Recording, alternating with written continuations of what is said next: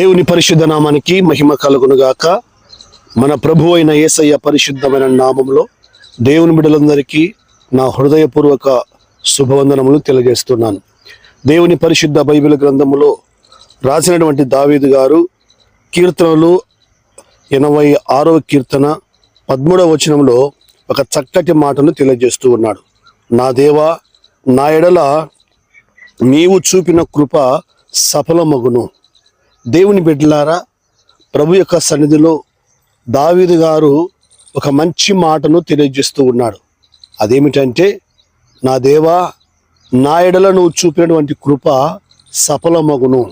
అవును, ప్రతి మనిషి పట్ల దేవుని యొక్క కృప ఒక ఉన్నతమైనటువంటి ఉద్దేశము, ప్రణాళిక, ఆలోచన ఖచ్చితంగా కలిగి ఉంటాడు.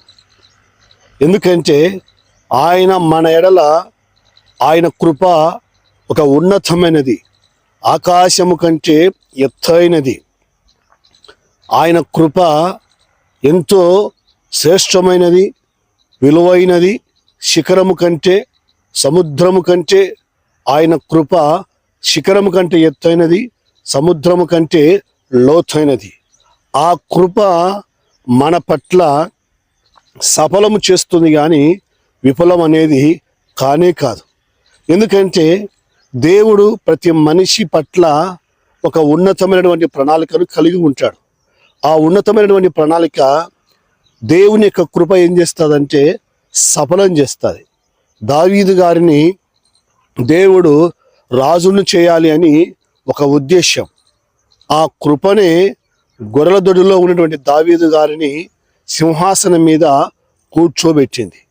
అవును, ప్రతి మనిషి పట్ల దేవుని యొక్క కృప ఉన్నతమైనటువంటి ఆలోచన, ప్రణాళిక కలిగి ఉండి, ఆ కృప దేవుడు మన జీవితంలో ఏం చేయాలనో, మనం ఏం కావాలనో, కలెక్టరా, డాక్టరా, ఇంజనీరా, విశ్వాస, ప్రవక్తన, బోధకుడా, లేకపోతే పరిచారకుడా, ఏం కావాలి అన్న ఆయన కృప మన జీవితంలో మన పట్ల మన ఎడల సఫలం చేస్తూ ఉంది. దేవుని యొక్క బిడ్డలారా, మనం అనుకున్నవి మనం చేయలేం. మన తల్లిదండ్రులు అనుకున్నవి మనము చేయలేం. మన ఉపాధ్యాయులు అనుకున్నవి మనం చేయలేం. మన పాస్టర్లు అనుకున్నవి మనం చేయలేం.